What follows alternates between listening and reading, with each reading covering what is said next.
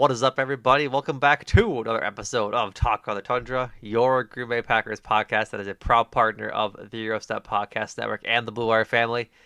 I am your host, Numac, coming to you guys, not live, but recorded, for a 1-0 Packers team. They beat the Lions 27-13 in an absolute domination of the Detroit Lions. And to talk about that game with me and a man who was there live in person is my good buddy Jordan Tresky. Jordan, how are you doing? Doing well. My voice is scratchy. You I should go was itch able to it. do it. I can't scratch my voice. You can't itch your voice. God bless it. God bless it. No, I was into the game, As you and should be. It was a great game. it was a great game. There was a good number of Lions fans out there. I had to make my presence known. I That's had to right. make my presence known. I Matt was LaFleur taunting wasn't with wasn't very happy with those with Presence the Lions fans. crowd turnout. Yeah. Well, he said it was something like team played great today. The only improvement we need is by the ticket holders that sold their tickets to Lions fans. Which, like, That is sure, true. sure, whatever. Yeah, It was a good game. What was the it was a highlight? great game. What was the best part of it for you going? One, I've never been to Lambeau. That's beautiful. Like it was just the perfect fall football day. It's not even really fall yet. It's November 7th. It's September 7th. Good Lord. I saw nine, and I don't know why I said November, but maybe just nine. I don't know. It doesn't matter. It does. But the weather was impeccable. My Mm-hmm. remembering of dates remarkable. Um, I think the biggest thing was the Micah Parsons. It felt like there was a lot of juice for Micah Parsons anytime he's on the field when he was introduced. Like we could certainly start with that, but like it was helped by the fact that we knew that he was limited. That when I'm watching him or watching the sideline, I'm trying to find where he is, if he's on the field or if he's right next to kind of the edge rushers that are in the wings waiting to kind of sub people out. So Mm-hmm. like that was a second spectacle on top of the overwhelming result that was in the Packers' direction. Was the crowd pop when he got introduced pretty loud? It was loud. The official introductions, but it was loud even when I was there early enough for warm-ups, Oh, and that okay. was big enough too. So it's just like I honestly like I'm being very genuine and not trying to be like of the moment. I cannot think of another home opener that had that much juice since maybe post Super Bowl. Wow. Uh, like if you really think about it, like Yeah. it's not. They It also helps that like it's week one. it's week one. That's a big thing. Like they Yeah. hadn't done that under the LaFleur era too, so like that's a different thing Yeah. that we've dealt with. But like really, like they haven't had another edition like this until Micah Parsons came along. So it just gives another level of like excitement factor on top of the fact that it's football's back, the Packers are back, and you're playing a divisional opponent there's a lot of stakes there. That's right. So let's start with Micah Parsons because I think obviously the defense was the biggest story today, and his presence was felt even in his limited number of snaps. Some Rob Dombrowski. Micah Parsons played 45% of defensive snaps, 29 out of 65. He finished with three pressures, the second most on the team behind Lucas Van Ness, who had four. And the results of Parsons' pressures, which were very evident, as I guess the word I'll go for, like very obvious, is the 2 yard loss on on a completion, an interception by Evan Williams, and then his one sack. Yeah. Like it was incredible to see the Lions have to deal with him. Like he immediately beats Penei Sewell on like early on in the game, and they just start throwing two guys at him, and now Rashawn Gary and Lucas Van Ness are freed up. I saw at one point that we'll get to like the rest of the D line later, but Micah Parsons said after the game that they have a set where they have Rashawn Gary, Lucas Van Ness, and Micah Parsons all out there at the same time. They call it Cheetah, and that was when Lucas Ennis got his sack, and so like that's awesome to to see. Um, Even then, like it was just incredible to see the gravity he had, and like I asked you about the loudest crowd pop, or how loud the crowd pop was during introductions. Like on the broadcast, when I saw somebody on Twitter, I think it was Jacob Morley or I forget whoever it was, said Micah Parsons appears out of the scrum on his sack like a horror movie villain. And that's exactly what it does. Like exactly what it is. It's a scrum of 10 guys, and you just see Micah Parsons emerge and start Yeah. sprinting at Jared Goff, and you could hear on the broadcast the crowd begin to roar as it like realized he was going to get there to get the sack, and then exploded when he got there, along with the Packers sideline, which was pretty cool. So, yeah, the presence of Micah Parsons immediately paying dividends on for this front seven. It was remarkable. I mean, again, he's on a different timeline than the rest of the defense because of when the trade happened, everything leading up to the trade, like things that were out of the Packers' hands that frankly would have happened if he was a Packer, much earlier, or whatever the case may be. But yeah, I mean, even on a limited snap count, like I think the perfect word that you use is to gravity. He just changes games, and it's the packages. I mean, himself like be on the field, like you can call that the one package because it was just like when he's out on the field, like they have to.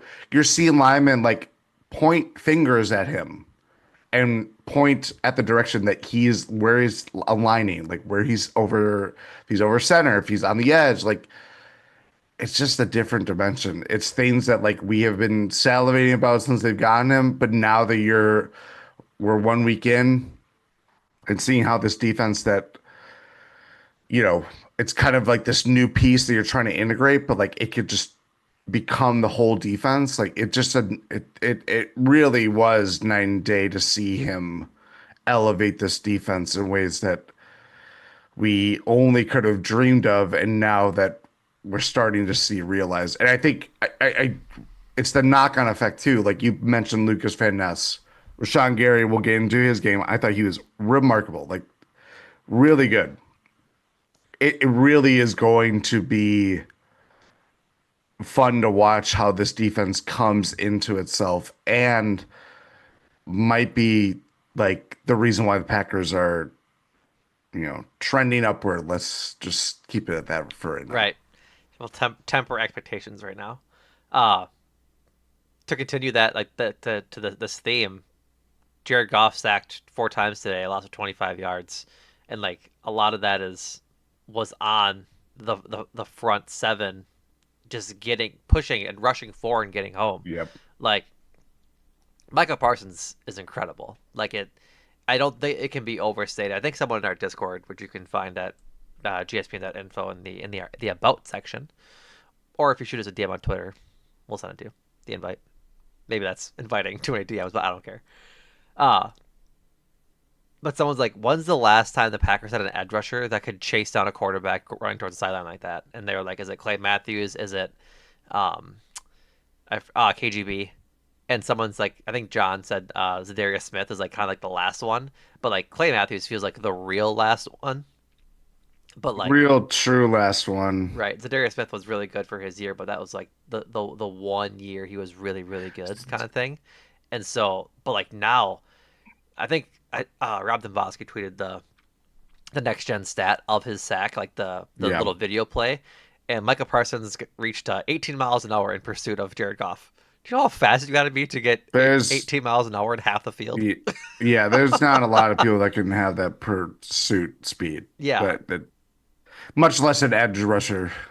exactly. And it was just like it was just awesome to see. Like it really showcased, like he really showcases the level he brings and how much it helps out the rest of the defense. And so like let's get into the rest of the defense.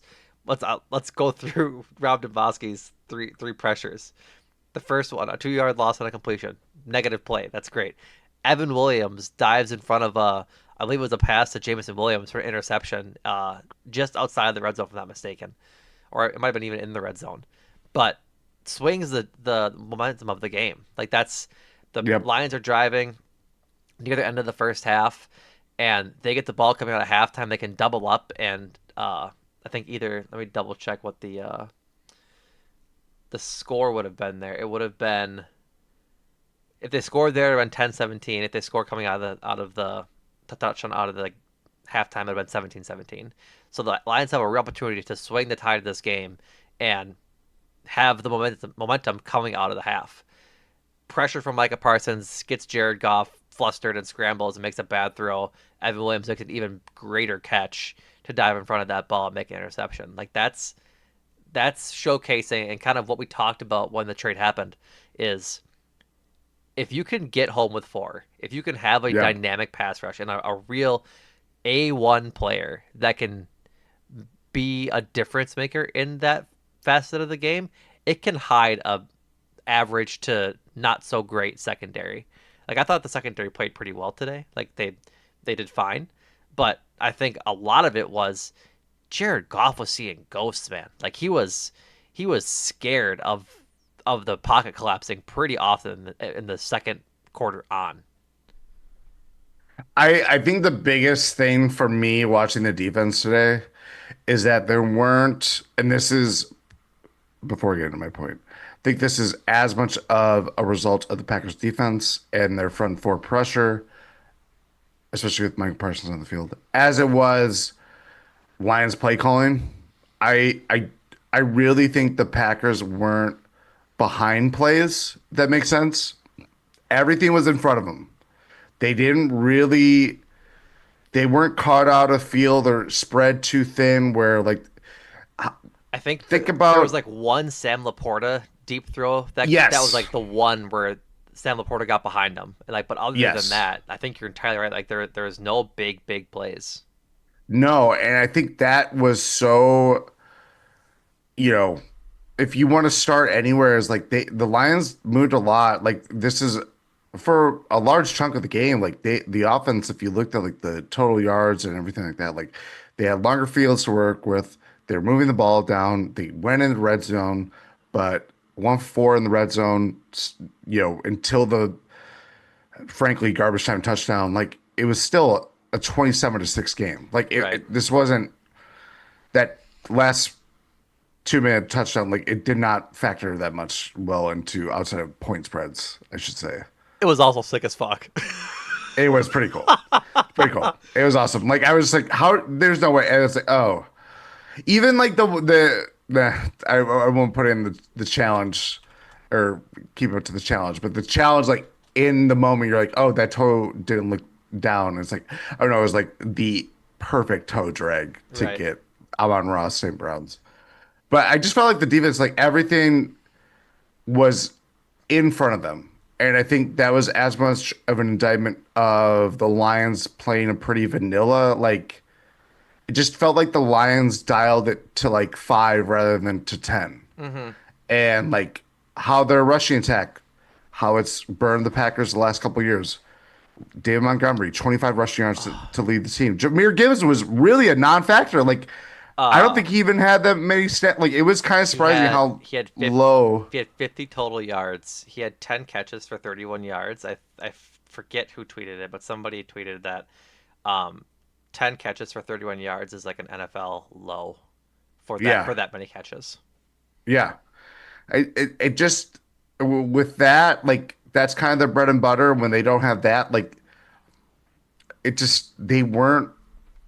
It wasn't coming together. Like I don't know if that's because of the Packers defense. I don't know if that's because of the coordinator change. Mm-hmm. It just it was just like decidedly different. And I think the Packers profited off of the kind of vanilla game plan, to be honest. Like I just think Well, when that you that also has to do with like new play callers. Like, right? Like yes. they had I thought they had a trick play in there at some point or like a little gadget play, but I might be mistaken.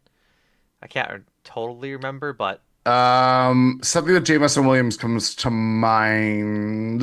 yeah, but I can't remember exactly. But no, like I agree with you wholly that the offense just felt a little different for Detroit, which is it's week one. Week ones are notoriously Yeah.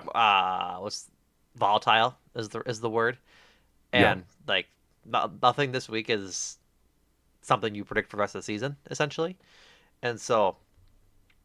But the success against the run was so big. I think a lot of it had to do with the fact that Detroit was having a new entire interior line. Like Yep. Frank Ragnow isn't there, and they have two new guards that they're throwing in there. It was just a really strong like the Packers controlled the line of scrimmage all day long. And Yes. like I guess Yeah. let's go into a little bit of the D line because like the rest of the D line outside of Micah Parsons, Lucas Van Ness probably his best game as a Packer. Like I cannot even give you another I example. couldn't like no like not even close. He Not to be rude. not to be rude, but like he played very well. I think he had half a sack, and he was just in on so many other plays. Like you saw him That flying around. that was the difference maker is that I You noticed him.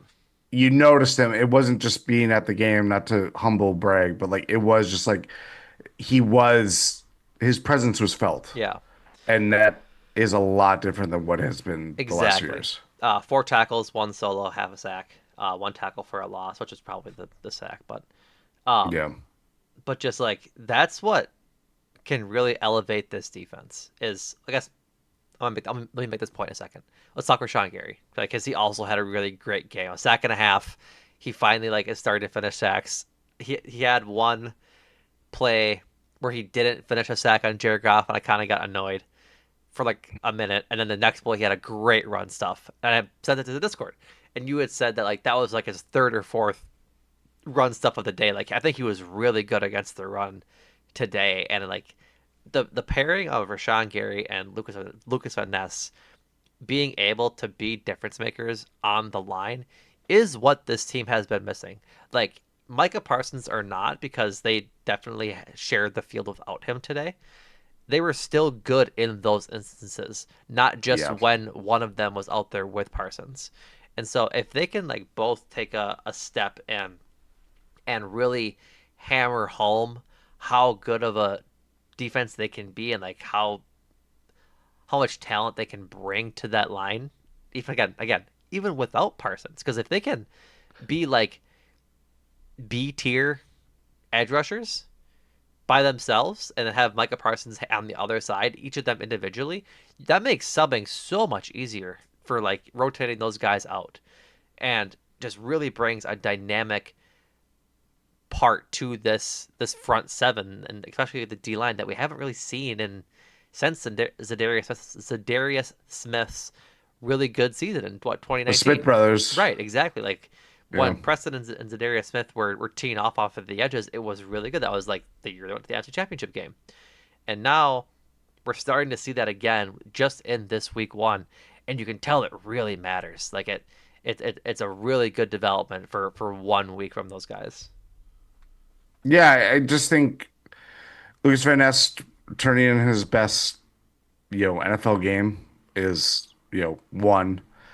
I thought Rashawn Gary, like Mike Parsons is gonna get all the love and he's the new guy and he's a center of attention in his own right.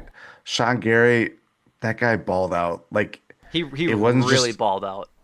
it wasn't just the sacks. Like I'd never see him set the edge as a run stopper the way he did today.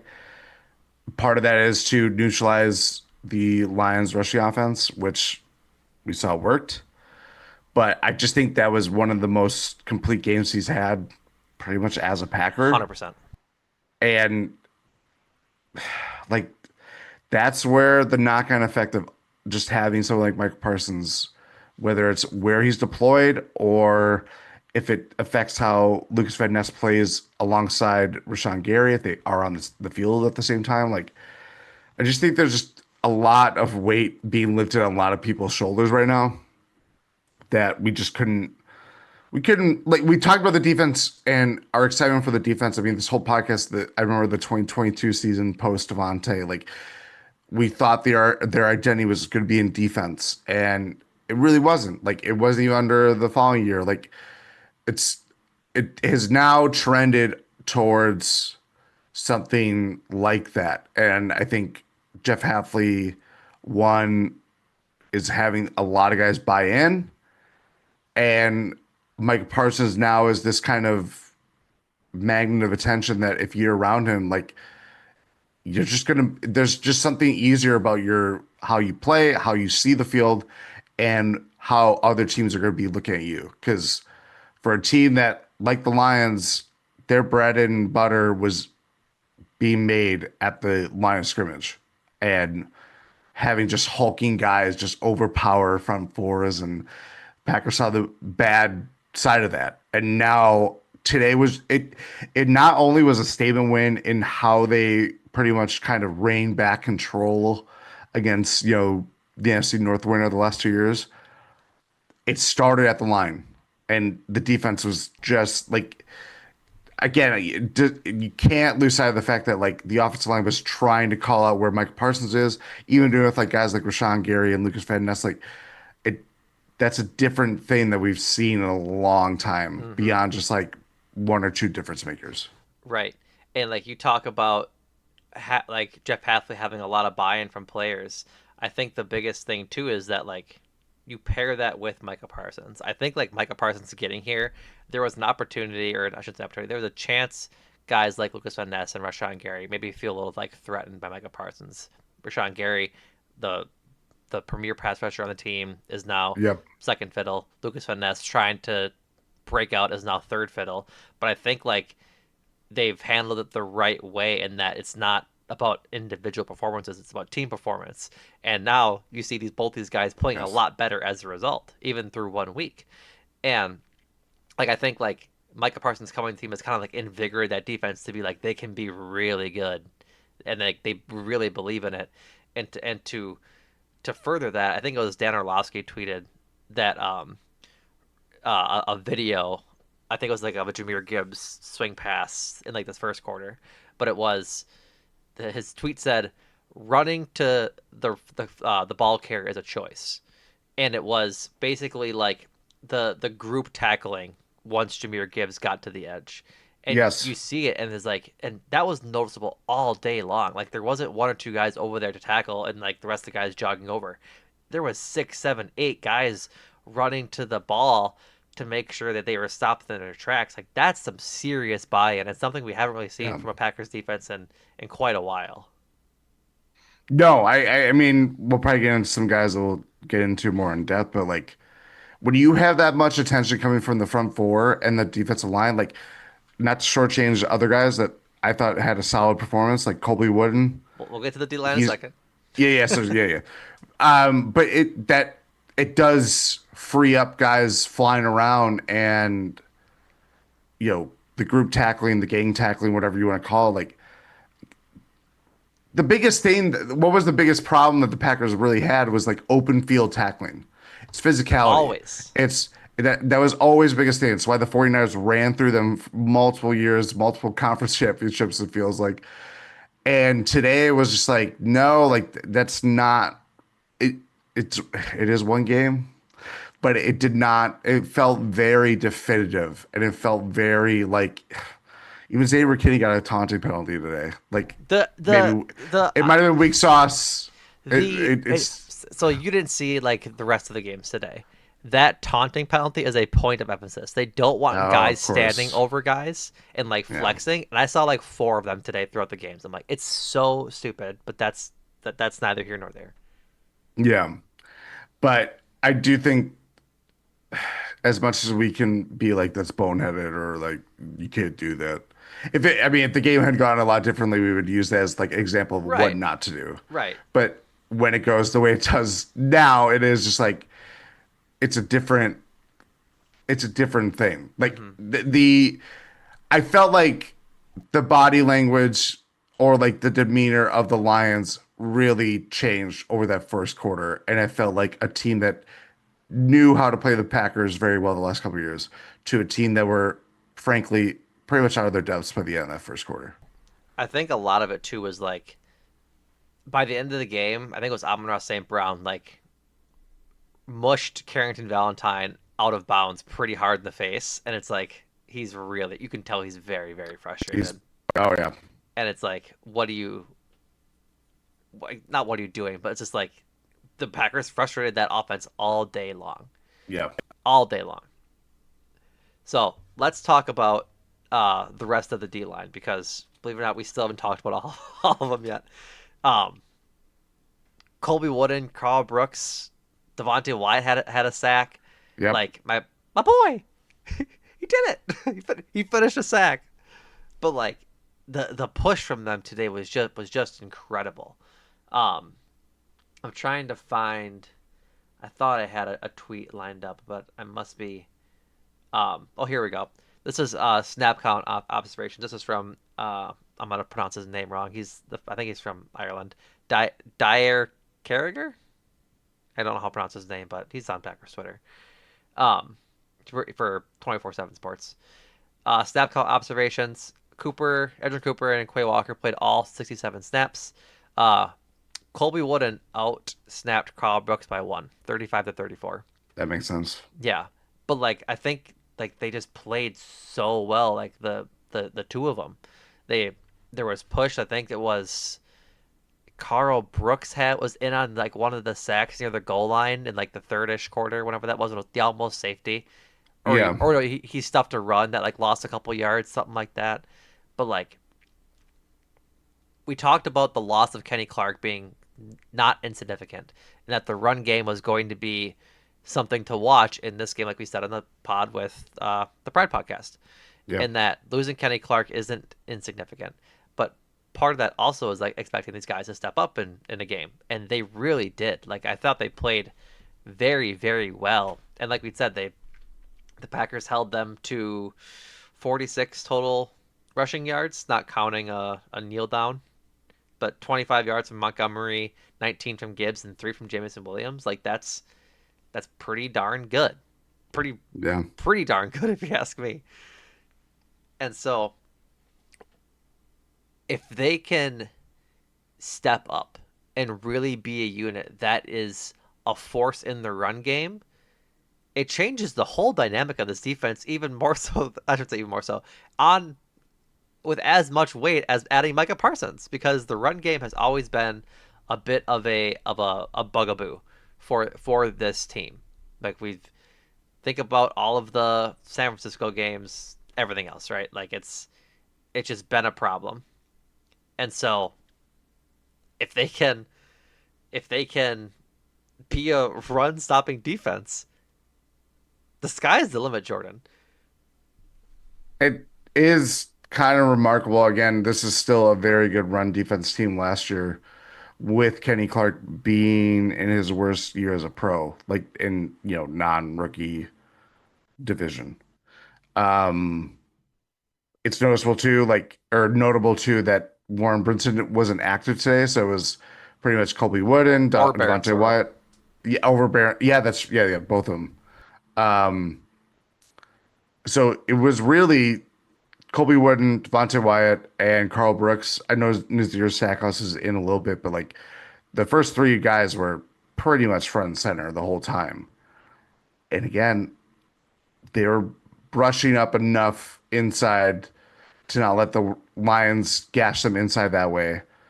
Edgerrin Cooper, I thought, did really fantastic job of sniffing out plays. We didn't even talk about Edger Cooper yet. No, that's another thing. Like when I mentioned like the Packers weren't playing behind, they kept a lot of plays in front of them.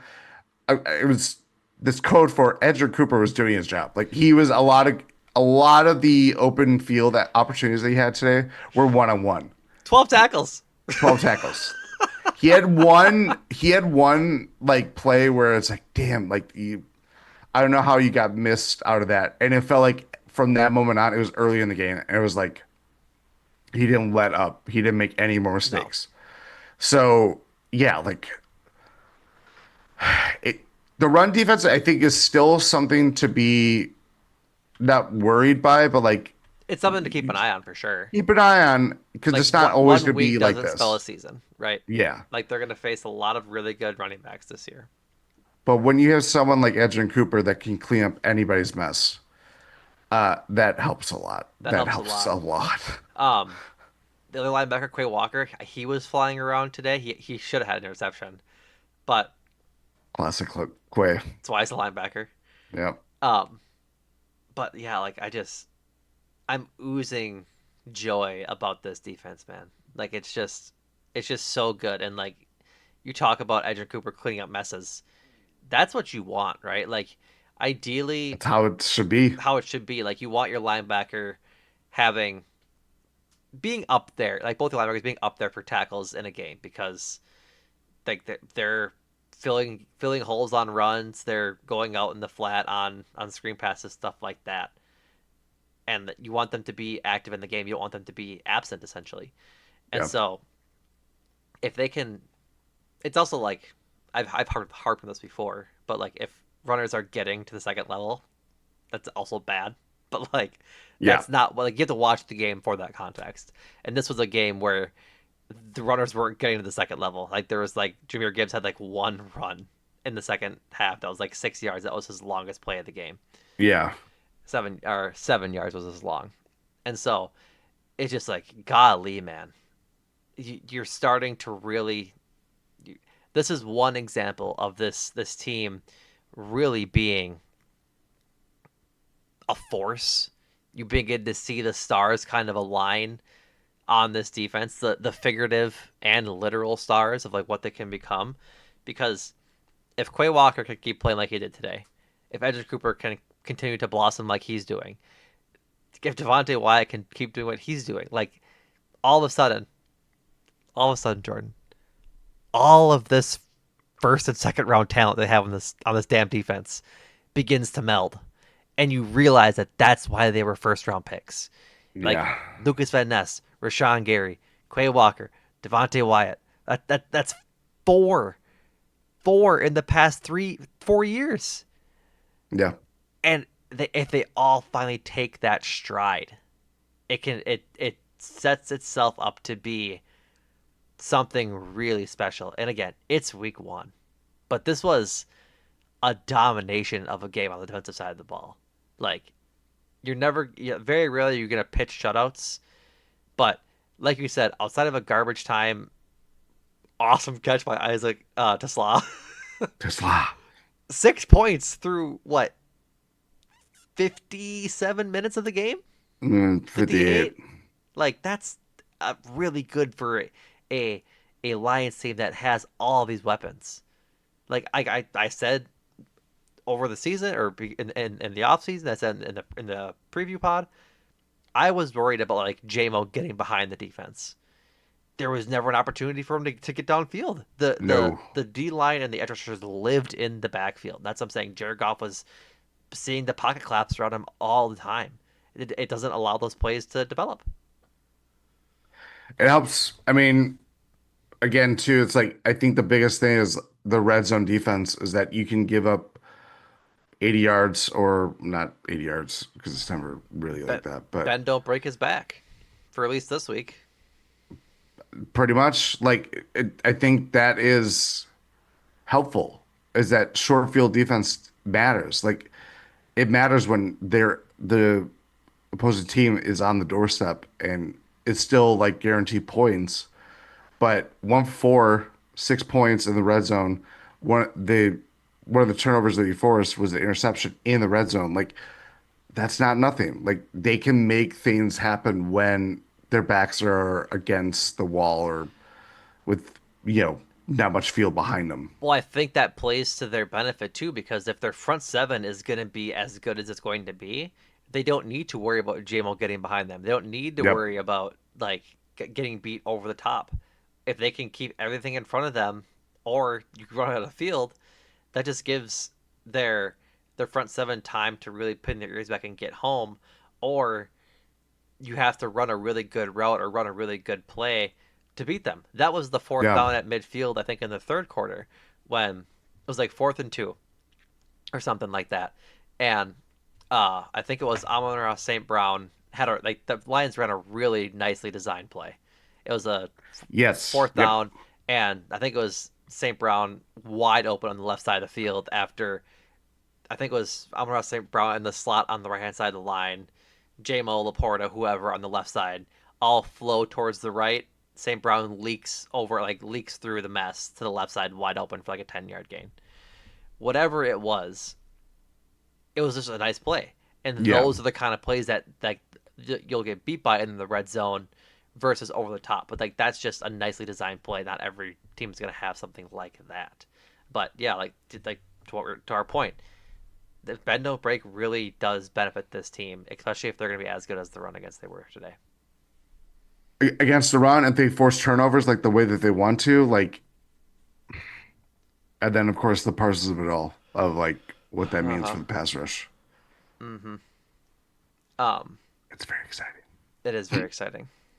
Before we move on to the offense, Jordan, I don't know if you were box score watching. The Bills won that game. What? The Bills beat the Ravens. Yeah, Before we were recording they were yeah, down 40 to 40 to 25. 25. The game ended 41-40. Of course. Yeah, holy moly, That's wild. that's That's wild. wild. Welcome Um, back, NFL. welcome back NFL, man. I didn't see the end of it. Obviously, I just was checking ESPN, saw the box score. I was like, hold on, I have to go back and watch those highlights because, geez, Louise, I don't know how that happened. Jesus. That also might mean two touchdowns and two-point conversions too. They won on a field goal, Oh, okay. so I don't know what Um, the math was. Doesn't that's matter. less cool. All right, let's talk about the offense. I will say the defense, 4 complete quarters. Very, very happy. Offense, I'm saying like 3 complete quarters, 3.5. I thought the third quarter was really bad. Like is just whatever. Yeah. But we're not going to talk about the bad because they had a pretty good first half that needs to be talked about, and just mentioned that like why they could afford to look bad in the third quarter. Uh, a pretty good day from Jordan Love, pedestrian by stats means, but he was really good, like decision making besides the two really bad ones he had. 16 to 22, Oh, 16 to 22, 2 touchdowns, including three just amazing throws. The Tucker Craft touchdown is phenomenal. It's incredible, that's my amazing, quarterback. That's my beautiful, quarterback. like threaded over the middle, right in front of Brian Branch after Branch stole his helmet. Um, just great. Uh, then the absolute deep ball to Dobbs that was dropped in. Romeo Dobbs with a lot of fire today. I liked seeing that. And then dropping it in a bucket to Jaden Reed over his shoulder, who I will say did double catch that ball. So that was a bit nerve wracking when I saw him double catch it, but that's fine. He caught it. Good job. Uh, outside of the two very, very poor decisions that ended up in 0 interceptions, like incredibly luckily, I thought he played very, very well today. Like he was accurate, had like threw to the right guys. He had a couple of good plays at the line where you could see him changing defenses and getting a first down. Like I thought it was a good Jordan Love day. Honestly, not trying to speak in the moment too. I think it was a game that we didn't really see last year, and that how to word this correctly. I didn't feel like he outside of a couple like one or two throws. I didn't think like he forced anything. Um, the interception was certainly, egregious and just kind of like Well, the what do throw you before that too was egregious. Well, then yes, Anzalone yes. dropped. Yeah. Outside of that bunch of passes, I just thought a lot of things just came clear to him. I thought it was more um this is a better way to explain it. That was a better performance in how we see him operate at the line of scrimmage pre-snap. I thought the third and I know John, he linked this in our Discord. Please join our Discord for a fun Packers discussion. There was the 3rd and 7 that went to Drayden Reed. It was 7-0. So it's Packers going for the what would be the field goal to go up 10-0. Yeah. He kind of calls an audible, sees a blitz where it's going. He either say he flips the play or like, this is what we're going to be doing. I just thought he did a lot of like really canny stuff like that, of like just reading what's in front of him, where the soft spot could be. I think the one biggest thing, and it was really just like, I was watching Matthew Golden a lot because I'm very excited about Matthew Well, Golden. I want to talk about Matthew Golden, but let's talk about him Yes. in due time. But the pass that Love made to him, I mean, it still was a very successful play. It was, first down and all that stuff. It was just like a little like he was holding on the ball too much. But outside of that and the throws that we mentioned previously, I feel like 80% of the game, it was like an A- game. He just kind of wasn't trying to do too much, wasn't trying to force things, letting things happen as they occurred. I think one, it also helps that the Packers were on their front for the entire time. Yeah. They didn't have to play from behind. Like the game script was in the Packers' favor pretty much from the moment that they From the get go. received the ball. You know, Outside of the holding penalty on the kickoff. yeah, we don't want to talk about that either. But yeah, I really like Jordan Love's game, and I think on the many things they'll probably get overlooked by Micah Parsons and just beating your divisional opponent, Right. matching your division wins from last year in week one. Crazy. I think Jordan Love's rock solid game one, week one performance will be overlooked, and it Yeah. shouldn't. Yeah. I'm with you on that. I think like the like to your point, the process just looked better. He didn't look Yep. rushed. Like he looked like he was very comfortable in the pocket, and like the he had all day to throw today. It was great. 0 sacks. There Zero you go. sacks. Like again, a couple of bad decisions for me. Just should have taken a sack, but uh, other than that, like he just looked good, and like if that's base Jordan Love, this team's in a great spot. Like there'll be worse games for sure. There'll be games where he does throw picks in inadvised picks, or ill-advised picks. But like he's in a good spot right now. I'm glad he's healthy. Like you can tell Yeah. that he looked today kind of like how he was meant to look all of last year before he got injured. Um, couple of deep ball errant throws like he had Tucker Kraft down the sideline. He should have made that throw. It doesn't convert. Jaden Reed has one go through his hands on a deep ball that was Yeah. a really hard catch, but like it hit him in the breadbasket kind of thing. Like if your hands are there, you should make the catch kind of, but it is a hard catch. But yeah, just a good game from Jordan Love today. So let's talk about those pass catchers. Uh, like I said, Romeo Dobbs, very 2 catches, 68 yards today, pretty darn good. Uh, that way. And like Jaden Reed, 3 catches, 45 yards. Dontavian Wicks, 2 catches, 30 yards. I was really happy with like when Wicks showed up. Like he had Yes. a third down conversion that really mattered, and I think another Early too. early, like I think the first drive, if I'm not mistaken. Hmm. Um, but like Wicks caught both of his targets. Reed was 3 of 5. Dobbs was 2 of 4. Tucker Kraft 2 of 4 for his touchdown and 16 yards. Matthew Golden 2 catches for 16 yards. I'm trying to double check here. They had one, two, 10 different pass catchers in this game, which is like The LaFleur special. the LaFleur special, but like also what we talked about, what the beauty of this offense could be when we were drinking the Kool Aid last year, right?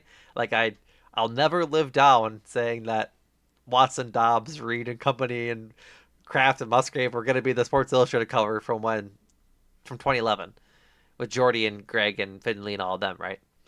But like that's what this is supposed to look like Yeah. in this offense. Like I was sad that we saw Tucker Kraft have his 2 catches for 16 yards.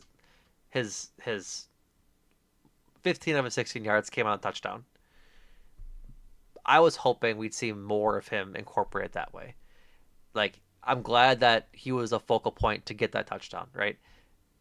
I would like him to get more targets. He had 4. It's not too bad, but like I just think he brings so much. And again, they lost the time of possession battle today. They only had the ball for 25 minutes compared to Detroit's 35. And when the offense looked like it did, I don't think you could complain too much like I am right now.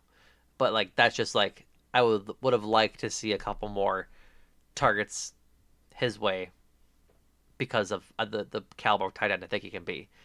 The opposite side of that is that if you have so many personnel you can mix in, guys stay fresh.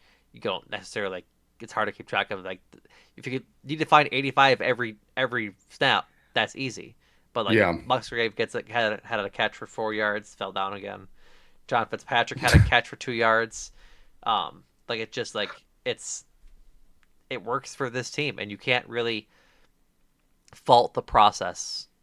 I think at any point, like it just works, even though results are sometimes a bit frustrating when you see guys like John Fitzpatrick getting targets, right? Or Chris Brooks getting a target. Yeah. Like not that's not a knock on either of those guys. It's just that there's 8 guys ahead of them that are better at football. It's not a force fed offense. Like, Even yeah, I though mean, some of the receivers would like to think it is. yeah, or someone the receivers have Thought in the the past.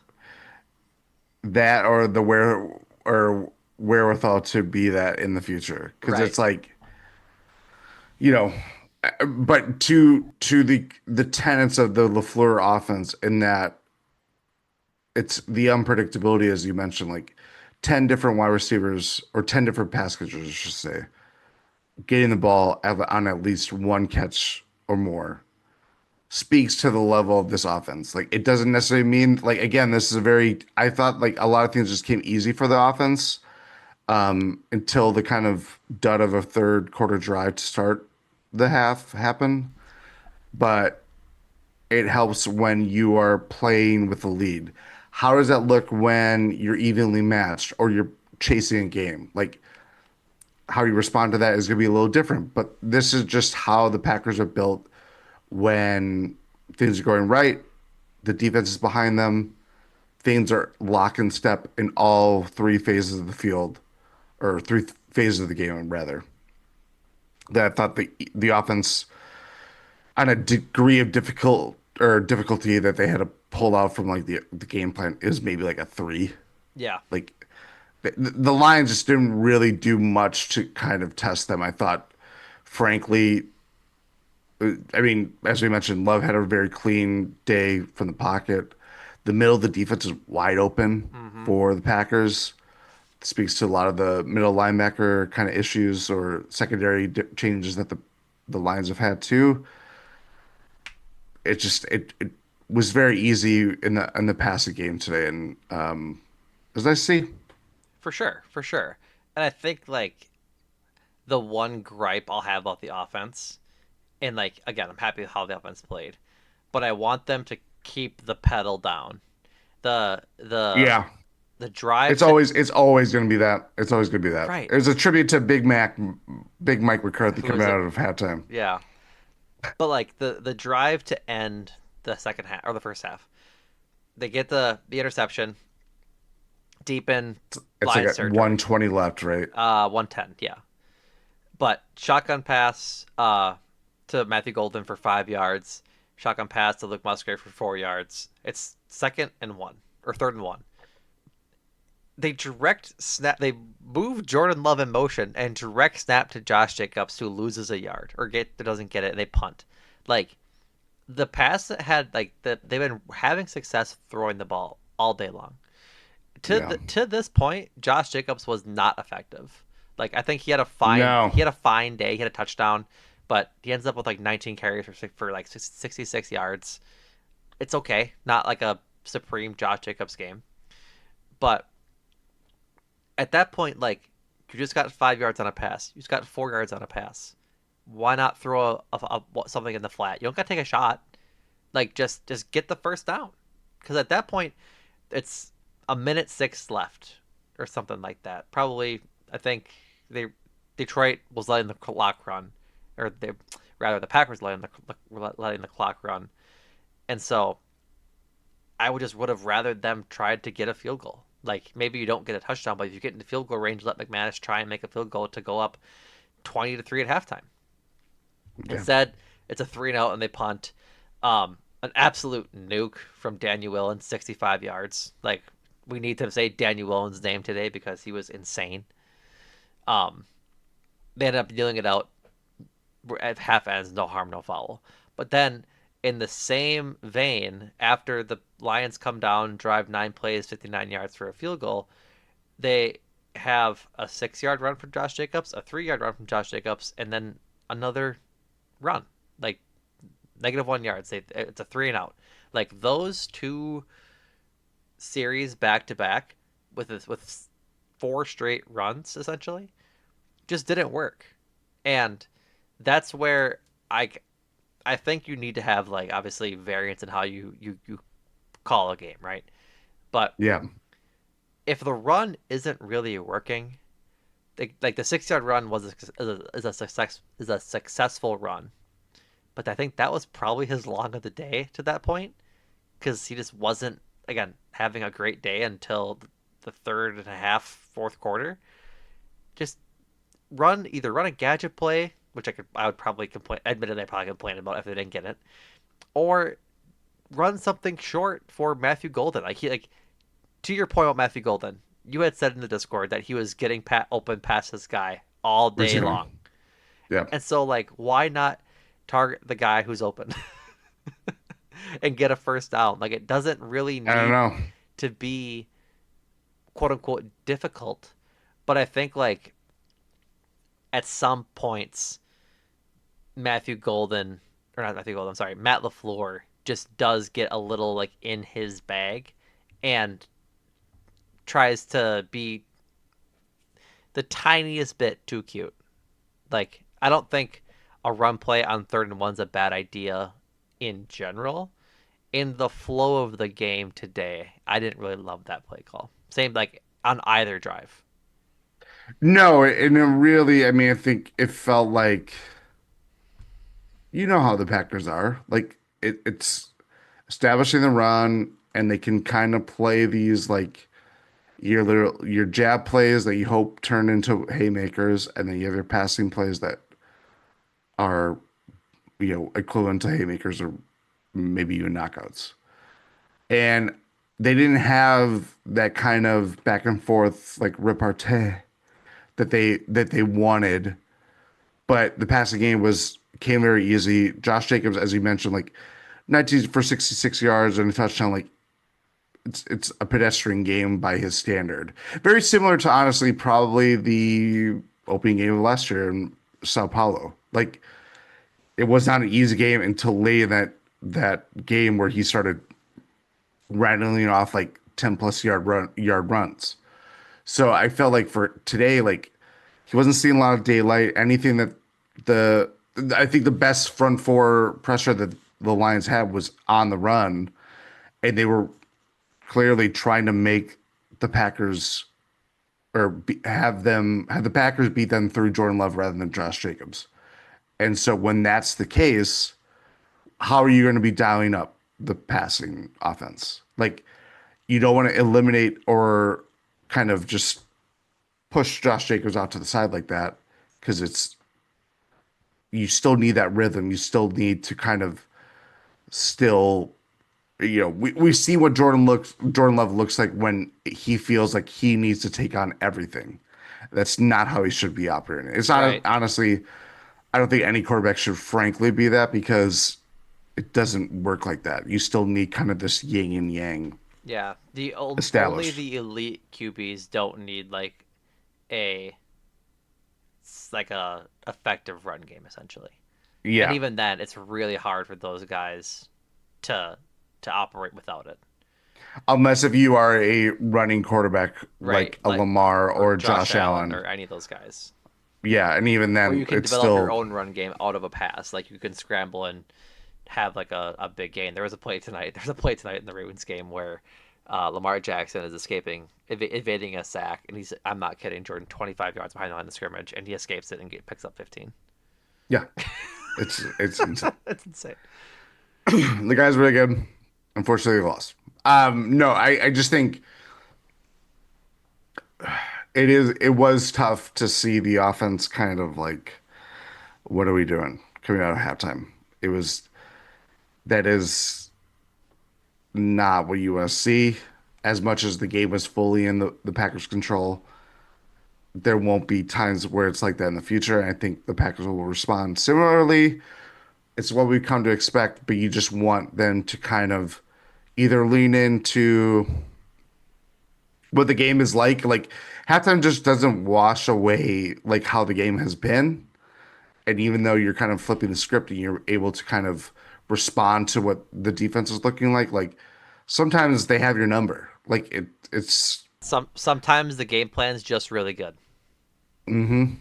yeah. Do you want to play into that or do you want to play, let's go this way, let's go a different direction? I think frankly, like the offense didn't have to turn it up to a notch where they needed to rely on making the Lions guess in a way that frankly they just didn't really handle for much of today. Right. Yeah. Anybody else you want to talk about? I don't think I have too much else. Uh, Too many other players to talk about. Surprised I didn't know Emmanuel Wilson changes his number to 23. I was like kind of wondering throughout the game like where is he? And then I saw him like, oh, that's probably why I didn't see him, but he wasn't in the game much today. I wouldn't be surprised if Chris Brooks out snapped him, but we'll have to see I once think you're correct. just solely because of pass blocking stuff. So 2 for Brandon McManus, 9 points on the day. If you combine that with his extra yeah. points, Uh in the one kick return he had or two, well he had a couple I think. Let me double check here. He had two kick returns. The first Savion Williams kick return was really exciting. That was the one that was yeah, like the one that opened the game essentially. Called back by the hold. But I like that from him. I'm excited to see him develop in that way. Didn't love Reed and Golden returning punts. Would rather it be anybody else. that was not exciting. No, That was not what I want to they see. both did fine. Matthew Golden got Yeah, 11. Reed got 20 and one. But like, I'd rather it be anybody else. We kind of need Savion those guys. Williams. Yeah, So Savion Williams is that. yeah. Let's not overthink it. Uh, Danny Willen three punts for 164 yards today. I would lift my leg high enough to give him the leg award, but I Yeah, can't. I a think that would get banned in 65 17 states. a 65-yard punt on the fly is insane. Insane. I'm surprised the ball didn't like explode hitting his foot. Guys, you remember Titanfall? Remember that game? I do remember that game. I was like, is Jordan talking about like Titanfall, the video game? I was like, okay. I'm talking about the 2025 Tennessee Titans. Sorry.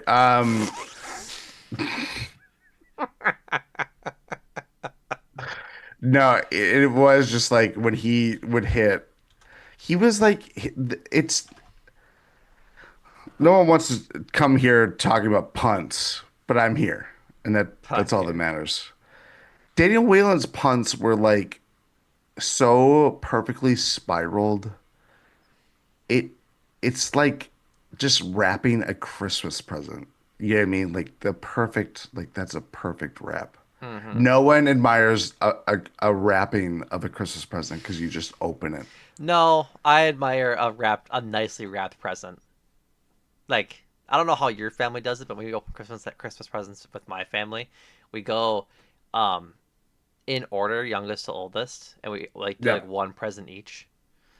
And so I like sit there like I'm like I like can like look at my gifts before we open them, and like if you get a gift that's like tightly wrapped and like the seam lines up with the pattern, like that's some nice quality craftsmanship. I can't just let that go.